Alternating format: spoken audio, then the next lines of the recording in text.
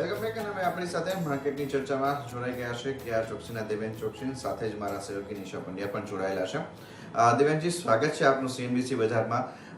Sir, recent ટાઈમની અંદર એક સૌથી મોટી રાહતની વાત આપણી સમક્ષ આવતી દેખાઈ રહી છે. આપણા ત્યાં કોરોનાના કેસીસ હવે ઘટતા દેખાઈ રહ્યા છે. મહારાષ્ટ્રની અંદર સારો એવો 3 દિવસથી આપણે સતત ડિક્લાઇન જોઈ રહ્યા છે. અને ઓવરઓલ જો દેશના સ્તરે પણ વાત કરીએ તો ત્યાં પણ આપણને કેસીસ ઘટતા દેખાયા છે. આને આપ કેટલું મોટા રિલીફ તરીકે જોવો છો? હવે ધીમે ધીમે આપણે અહીંયા જ્યાં રિસ્ટ્રિક્શન્સ છે સ્ટેટ વાઇડ, એ આપણને લિફ્ટ ઓફ થતા દેખાશે? Good morning. Definitely I think આ એક બહુ પોઝિટિવ ડિરેક્શન સેટ થઈ રહી છે. સૌથી પહેલા મહારાષ્ટ્ર અને મુંબઈ, આપણે લોકોએ જ્યારે વેવ 2 સ્ટાર્ટ થયો હતો ત્યારે આઈ થિંક આ બે જગ્યાએથી I think maximum amount of number of case register થવાના સ્ટાર્ટ થયા હતા. અને આઈ થિંક ઓબ્વિયસ છે કે લોકડાઉનને તમે ઇમ્પેક્ટ ગણો અથવા આઈ થિંક લેક ઓફ મોબિલિટીની તમે ઇમ્પેક્ટ ગણો, એને કારણે overall number of I think spread ઘટ્યો છે. અને at the same time recovery rate has also improved significantly. So I think જે ડબલ ડિજિટમાંથી આજે already half of the single ડિજિટમાં આપણે એન્ટર થઈ ચૂક્યા છે. That is a very positive sign. મારું પોતાનું એક એવું માનવું છે કે જે સ્ટેટ અને સિટીઝની અંદર સિચ્યુએશન નોર્મલ થતી હોય ત્યાં આગળ એ લોકોને લોકડાઉન રાખવાની જરૂર નથી. મહારાષ્ટ્રએ ઓલરેડી 2 જૂન સુધી કન્ડિશન રીઇન્સ્ટેટ કરી છે લોકડાઉનની. મારા હિસાબે કદાચ એની અંદર ફરીથી ફેરફાર કરવો હોય તો કરી શકાય. મે બી આઈ થિંક રિલીઝ થાય લોકડાઉન અને ઇકોનોમિક એક્ટિવિટી ફરીથી સ્ટાર્ટ થાય, એનાથી ઓવરઓલ ઇકોનોમીની અંદર કોન્ફિડન્સ પણ વધશે અને આઈ થિંક ઇમ્પ્રુવમેન્ટ પણ આવવાના સ્ટાર્ટ થશે. કોર્પોરેટ સેક્ટરની અંદર વાત કરીએ તો already month of May is being looked as a washout month. કારણ કે એપ્રિલની અંદર to a greater extent economic activities selected પોકેટમાં ચાલુ હતી. મંથ ઓફ મે ની અંદર I think all the economic activities have close down, અને as a result of which except the manufacturing units કે જ્યાં આગળ એ લોકોને ઇસેન્શિયલ કેટેગરી છે અથવા એક્સપોર્ટ્સ છે, એની અંદર જે સપ્લાય રિલેટેડ એ લોકોના જે કમિટમેન્ટ છે તે ચાલુ રહ્યા. બાકી અદરવાઇઝ ડોમેસ્ટિક માર્કેટની અંદર I think in general, the retailing has actually got affected very badly. So my viewpoint is, I think looking at the situation currently, the improvement which is being expected, including all over India basis પર કે અહીંયા આગળથી જે rising થયો તો flat થાય છે, ત્યાંથી નીચે ડ્રોપ થવાનું સ્ટાર્ટ થાય છે. તો મને એવું રીઝન ચોક્કસપણે દેખાય છે કે આઈ થિંક મેના છેલ્લા વીકથી ગ્રેજ્યુઅલી લોકડાઉન કન્ડિશન રિલીઝ કરવા માટેની સૂચના ગવર્મેન્ટે આપી દેવી જોઈએ અને ઇકોનોમીને ફરીથી પાછી નોર્મલ ટ્રેક પર લાવવા માટેના પ્રયત્ન કરવા જોઈએ. Also the vaccine related progress also is going to accelerate in the second half of મે.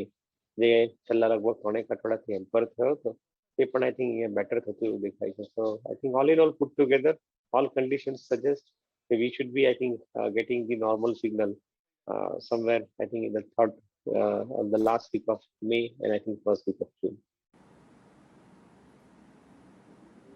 સાચી વાત છે. હું એના પર જ આવવાની હતી દેવેન સર. જે રીતે વેક્સિનેશન ડ્રાઈવ અત્યારે આપણે જોઈ રહ્યા છે, કોવેક્સિન કે કોવિશિલ્ડની, તો થોડી ડીલે થઈ રહી છે, પણ એની જગ્યા હવે સ્પુટનિક વી લઈ રહ્યું છે. અને તમે જો ડૉક્ટર રેડ્ડીઝની સાથે સાથે હવે શિલ્પા મેડિકરે પણ પ્રોડક્શન માટે હાથ આગળ વધાર્યો છે. અપોલો હોસ્પિટલ તમે જો ટાઈપ કરી રહ્યા છે બધે જ વેક્સિનેશન આપવાના માટે સેન્ટર ઊભા કરવા માટે, તો આ એક પોઝિટિવ તમે પાસું જોઈ રહ્યા છો. કારણ કે વેક્સિનેશન ડ્રાઈવ જેમ જેમ આગળ વધશે એમ ઇકોનોમી પાટા પર જલ્દી આવશે. Yes, absolutely. I think no second thought on this subject. અને મસ્ટ એડમાયર એન્ડ એપ્રિશિએટ કે જે રીતે હોસ્પિટલ્સ, જે રીતે આઈ થિંક બધા લોકલ કંપનીઓ પોતાના ડ્રાઈવ ચાલુ કરી રહી છે, I think they are really appreciable. અને એકોર્ડિંગ ટુ મી, જે મેં કીધું એ પ્રમાણે કે આ મહિનાની એન્ડથી આપણે લગભગ વેક્સિનનું પ્રોડક્શન પણ વધતું જશે. અને જે રીતે કોવિશિલ્ડનો જે મેન્યુફેક્ચરિંગ પ્રોગ્રામ છે અને એટ ધ સેમ ટાઈમ કોવેક્સિનનો પણ જે મેન્યુફેક્ચરિંગ પ્રોગ્રામ છે, એ બંનેને જોતા એવું દેખાય છે કે somewhere in the month of June I think they would be reaching the capacity of 10 crore vaccines per month.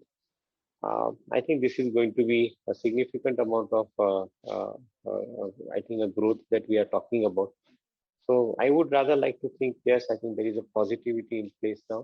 અહીંયા આગળથી આપણે વધારે મોટો ગ્રોથ જોઈ શકશું, એ ડેફિનેટલી દેખાઈ રહ્યું છે.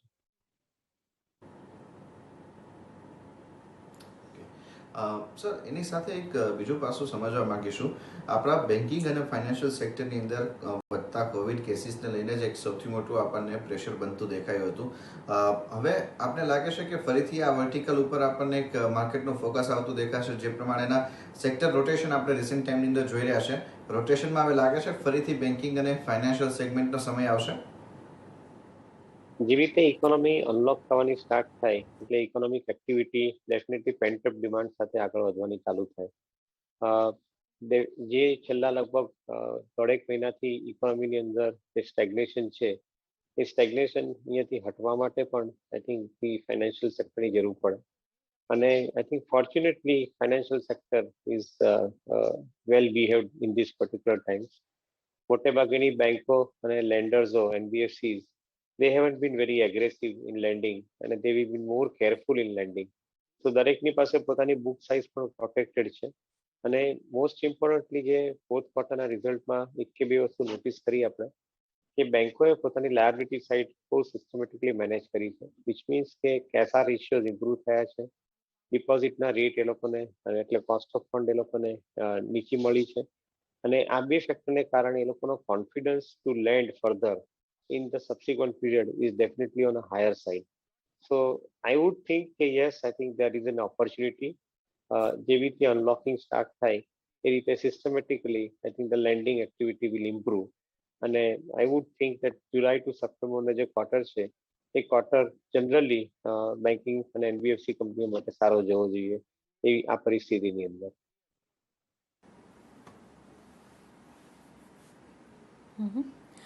ત્યારે જ હાલની પરિસ્થિતિ પર થોડું સમજવા માંગીશ, કારણ કે મોન્સૂન હવે આવવાની તૈયારી છે. 31 મે સુધી કહેવાય છે કે કેરલામાં હિટ થશે અને ત્યારબાદ આપણે જાણીએ છીએ જૂન 1st 2nd વીક સુધી પછી બીજા રાજ્યોમાં આગળ વધે છે. કેટલું ફોકસ રાખવું જોઈએ એગ્રોકેમિકલ છે કે ફર્ટિલાઇઝર છે કંપનીઝ પર? અને બીજું આજે વાવાઝોડું આવી રહ્યું છે ટોટે, એનું પણ આફ્ટર ઇફેક્ટ્સ પણ શું માર્કેટ ધ્યાન રાખશે? કંપની સ્પેસિફિક પણ એની ઇમ્પેક્ટ ધ્યાન રાખવી જોઈએ? સો જે નોન લાઈફ ઇન્સ્યોરન્સ કંપનીઝ છે તે લોકો માટે આઈ થિંક આ ક્વાર્ટર થોડું ઘણું નેગેટિવ પુરવાર થશે એવું ચોક્કસપણે કહી શકાય. કારણ કે એક તરફ unfortunate, I think the mortality due to the pandemic in the second wave has started affecting most of the life insurance companies also, who have been paying higher amount of claims. And a significantly higher amount of claims have been paid by the health insurance companies because of, I think, the significantly large surge across the country of this disease. તો એને કારણે I think આ ક્વાર્ટરમાં health અને life સેગમેન્ટની અંદર premium payment અથવા I would say I think the payment towards mortality જે લાઈફ ઇન્સ્યોરન્સ અથવા હેલ્થ ઇન્સ્યોરન્સનું છે એની અંદર કદાચ આઈ થિંક આ વખતે વધારે મોટા ફિગર્સ આવશે. ઇનફેક્ટ હેલ્થ ઇન્સ્યોરન્સના ફિગર આજે સવારે જ આઈ થિંક જોયા, એની અંદર લગભગ 8,500 કરોડ ના already I think the insurances they have released in form of I think the claims. તો આઈ થિંક એક પોઈન્ટ આપણે જોઈ જ રહ્યા છીએ. પ્લસ આ વાવાઝોડાની અસરને કારણે આઈ થિંક સિગ્નિફિકન્ટ નુકસાન કોસ્ટલ એરિયાઝમાં આપણે એક્સપિરિયન્સ કરી રહ્યા છે. હજુ આઈ થિંક ફિગર બહાર આવશે આજે સાંજ સુધીમાં.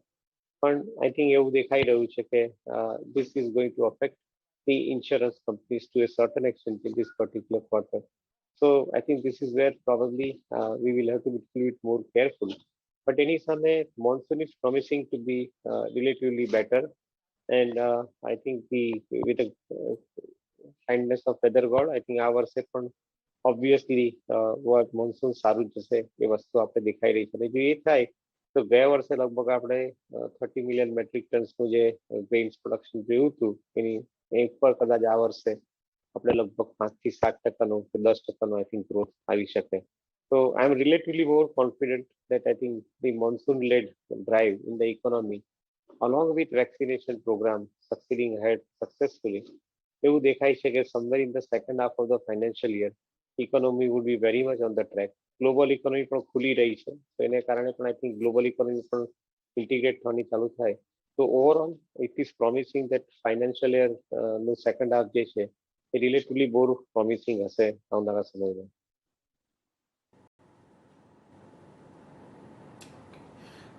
એની સાથે સર એક બીજું પર્સપેક્ટિવ સમજવા માંગીશું એ છે ફંડ ફ્લોઝના. કારણ કે રિસન્ટ ટાઈમની અંદર જોઈએ તો આપણે એફઆઈએસ તરફથી સતત એક વેચવાલી તરફના ટ્રેન્ડ જોઈ રહ્યા છે. ડિસ્પાઇટ કે આપણે ત્યાં પરિસ્થિતિમાં સુધારો આવતો દેખાઈ રહ્યો છે. અને in terms of certain level જોઈએ તો આપણે સારા એવા એફઆઈએસના જે ઇન્ડેક્સના ફ્રન્ટ ઉપરના જે પોઝિશન્સ હતા એ આપણને ખાસા એવા ઓવરસોલ્ડ પણ થતા દેખાયા છે. આ ફેક્ટરને આપ કેવી રીતના જોવો છો? એફઆઈએસની કેશ માર્કેટની અંદર પણ આટલી મોટી વેચવાલી આવતી દેખાઈ રહી છે. ક્યાંક જે વિદેશી રોકાણકારો છે એ આપણી પરિસ્થિતિમાં હજુ પણ વધારે વિકટ કયાસ લગાવી રહ્યા છે. તો અમે એક શિફ્ટ ઘણા વખતથી ઓબ્ઝર્વ કરી રહ્યા છે અને એ શિફ્ટ એ છે કે મોટે ભાગેના જે ગ્લોબલ ફંડ્સ છે એ લોકો કેશ માર્કેટમાંથી પ્રોફિટ બુક કરી અને I think they are going in to ETFs. કારણ કે I think many of these funds are basically believing કે ગ્લોબલ માર્કેટમાં જો ટર્મોઇલ જેવી સિચ્યુએશન ઊભી થાય તો ETF would be a safer vehicle to get your money back. And as a result of which, I think the majority of the global funds are floating ETFs at this point of time. This is the reality. અને એને કારણે કદાચ આઈ think આપણે જે figures જોઈ રહ્યા છે cache માર્કેટની અંદર વેચવાલીના એનો કદાચ આપણે અત્યારે તારીખમાં એ વસ્તુને ઓબ્ઝર્વ કરીએ છીએ. આપણા બીજી તરફ મ્યુચ્યુઅલ ફંડો જે છે એની અંદર larger part of the program or the schemes are long only funds. એટલે એ લોકો દરેક ફોલમાં અથવા દરેક કરેક્શનમાં બાય કરતા હોય છે. તો in my view point I think globally જે લોકો વેચે છે તેનાથી ગભરાવાની જરૂર નથી. આ પૈસા ઇન્ડિયામાંથી બહાર નથી જઈ રહ્યા. અનફોર્ચ્યુનેટલી આ પૈસા સટ્ટામાં વપરાઈ રહ્યા છે. That is a relatively regret feeling. But I guess I think the regulator will be keeping a close eye on this subject. અને આઈ થિંક એના પર થોડો ઘણો વધારે વિચાર કરશે. પણ all in all put together, I think it's not a negative thinking right now કે પૈસા અહીંયાથી બહાર જઈ રહ્યા છે. કારણ કે એક વસ્તુ ચોક્કસ છે કે પૈસા અહીંયાથી બહાર જવા હોય તો બીજા એસેટ ક્લાસની અંદર એટ્રેક્ટિવ પ્રપોઝિશન ઊભી થવી જોઈએ. હું નથી માનતો કે ઇન્ક્લુડિંગ ડેટની અંદર ગ્લોબલી બહુ મોટી એટ્રેક્ટિવ પ્રપોઝિશન ઊભી થતી હોય. On the country I consider કે બીજા બધા એસેટ ક્લાસની અંદર the risk has increase significantly including commodity asset class, including crypto. I think the risk has increased very significantly. તો આ જ્યારે આટલા મોટા રિસ્ક ફેક્ટર પર બીજા બધા એસેટ ક્લાસ ટ્રેડ થતા હોય તો comparatively equity would be a safer bet in the global market and so would be in India. So I'm remaining relatively more optimistic and positive કે selective good flow of money will come. આપણી Indian ઇન્ડસ્ટ્રીઝની અંદર ઘણી બધી કંપનીઓ નવા પૈસા attract કરી રહી છે અને I think that is a positive sign of bringing the new investors into the country. Plus, a lot of money is also getting what we call acquired by some of the PE funds. અને એ લોકો AIFs also included. એ લોકો I think નવા સ્ટાર્ટઅપમાં પૈસા deploy કરી રહ્યા છે. So all in all put together, I think it's a sign which is leading toward positivity and not otherwise.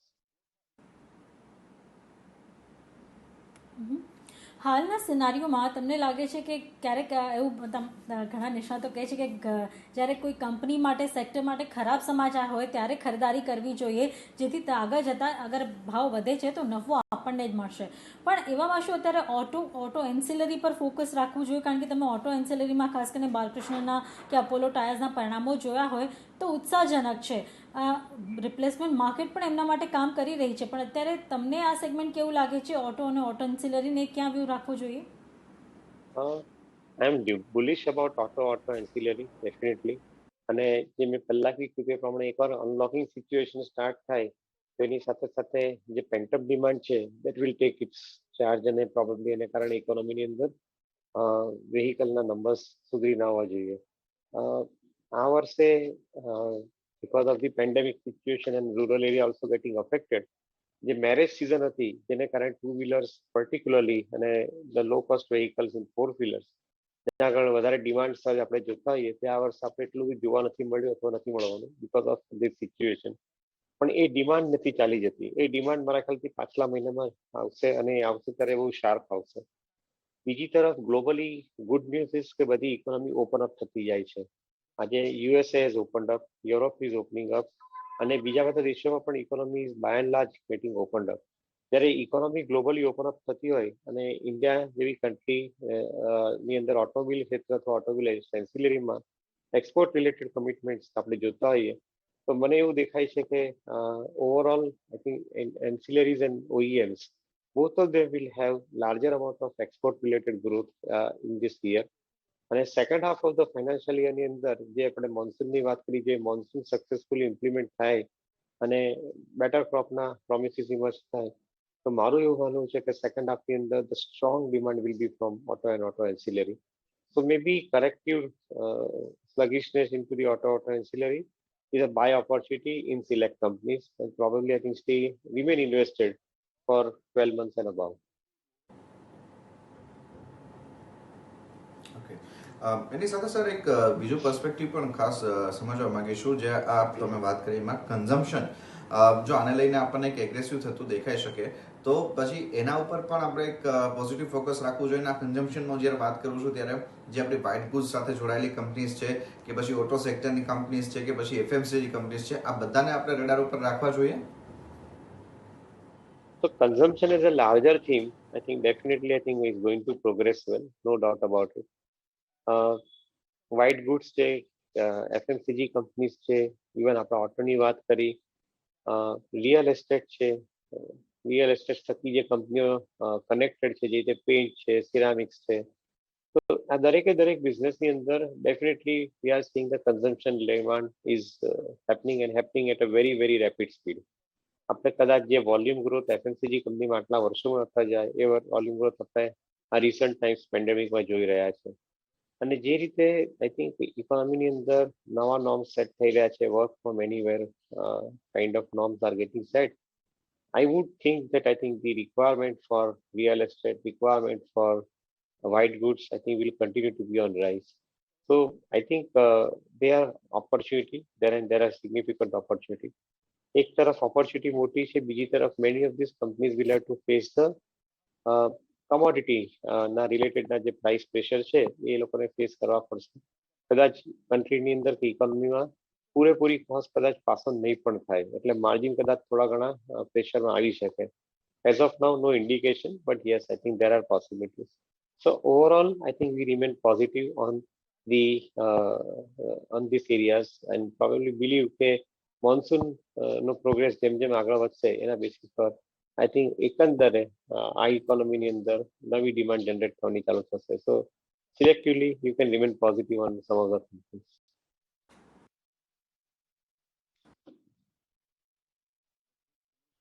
આ sector પર વધુ ફોકસ રાખી રહ્યા છો આવનાર ક્વાર્ટર માટે?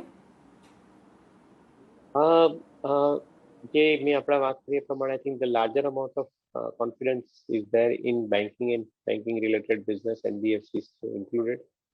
Second area ત્યાં છે એમાં ફાર્માસ્યુટિકલમાં પર્ટિક્યુલરલી જે કંપનીઓ એપીઆઈ થકી ગ્રોથ લાવી રહી છે એને માટે આઈ થિંક આપણે કોન્ફિડન્સ ઓવરઓલ બેટર છે. So I think we continue to hold larger amount of grip on pharmaceutical API related companies are more preferred. In the insurance segment, life insurance in particular, I think looks very, very well set because of the higher amount of new insurance business premium that the companies are receiving. So that is also equally, I think, a very, very strong area that we consider. Otherwise, I think selectively, જે કંપનીઓ IT અને automation સાથે આગળ વધી રહી છે એ લોકો માટે મારું એવું માનવું છે કે time is coming in is an extremely good time. જે તમે પોઈન્ટ રજૂ કર્યો કે જ્યારે સમય થોડો ઘણો અનસર્ટન અને સ્ટોક નીચા ભાવે મળતા હોય, તો મારા ખ્યાલથી many of the companies where they are basically having IT related vertical development program, એની અંદર મને એવું લાગે છે કે I think buying strong emerge થવું જોઈએ. So I would consider that this is a time for gradual accumulation into quality fundamental stocks. Okay, તો આ પર્સપેક્ટિવ અત્યારે આપણને બનતો દેખાઈ રહ્યો છે જે સેક્ટરના રડાર ઉપર રાખવા જોઈએ આપણા એના માટે.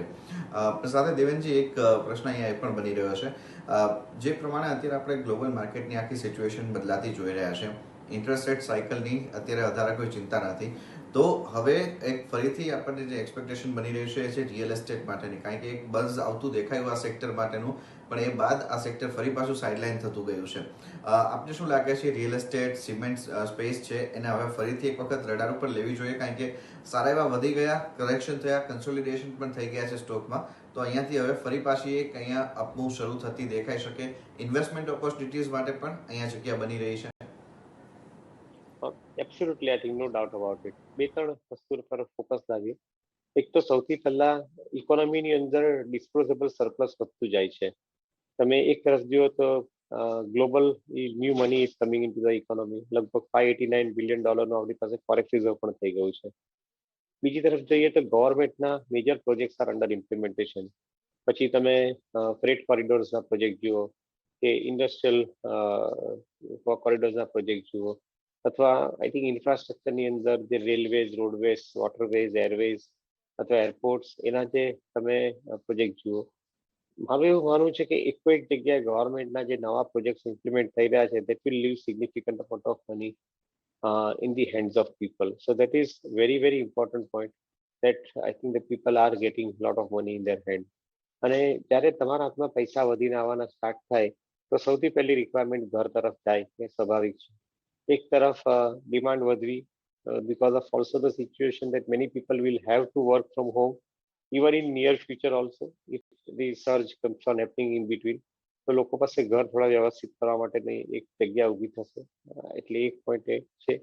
સેકન્ડ, જે રિયલ એસ્ટેટની જોડે જે કંપનીઓ સંકળાયેલી છે, એની અંદર જે કંપનીઓ સપ્લાય કરે છે, પેન્ટ છે, સિરામિક્સ છે, કે એવા બીજા સિમેન્ટ છે, સ્ટીલ છે, એલ્યુમિનિયમ છે, એ ટાઈપના જે બધા બિઝનેસીસ છે, બધા બિઝનેસ માટે એકંદરે ડિમાન્ડ સિનારીઓ પોઝિટિવ રહેવો જોઈએ. તો આઈ વુડ કન્સિડર કે pure real estate play I am not too sure. એમાં થોડી સિક્લિકાલિટી હોઈ શકે. એક ક્વાર્ટર ટુ બીજા ક્વાર્ટરની વચ્ચે કદાચ વર્કિંગના કન્સિસ્ટન્સી પણ નહીં આવે, because of number of projects I think getting executed અને એને સોલ્ડ, એનામાંથી જે ગેપ આવતો હોય તે કદાચ થોડો આવી શકે. પરંતુ those companies who are regular suppliers to real estate, they would be my preference of choice. અને એની અંદર cement would be I think at number 1 position. અને along with that I think other building material products I think which are there. So I am more confident about this space than before. Globally નવા પૈસા I think real estate માં add થતા જાય છે, and many of the global funds are investing in Indian real estate. So again, that's a very positive sign.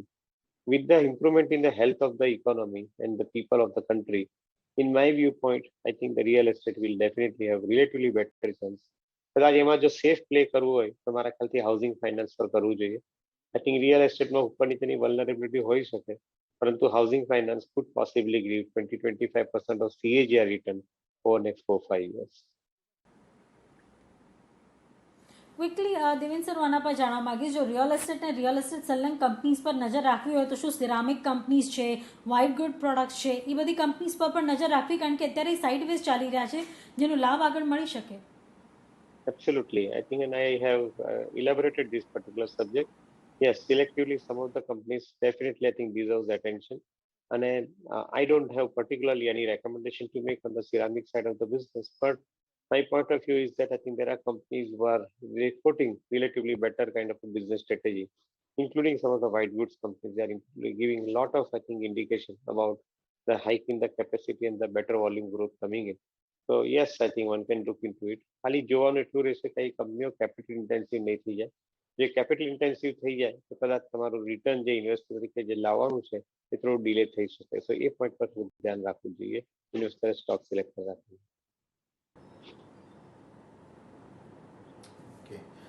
તો એ સાથે દેવેનજી, ઘણો આભાર સર, આપનો સમય પાડી અમારી સાથે જોડાયાના સમગ્ર ચર્ચા કરી એના માટે. Thank you sir. Thank you. તો એ સાથે હાલ મને નિશાને પણ આપજો રજા. આગળ અપડેટ માટે જોડાયેલા રહો CNBC બજાર સાથે. નમસ્કાર.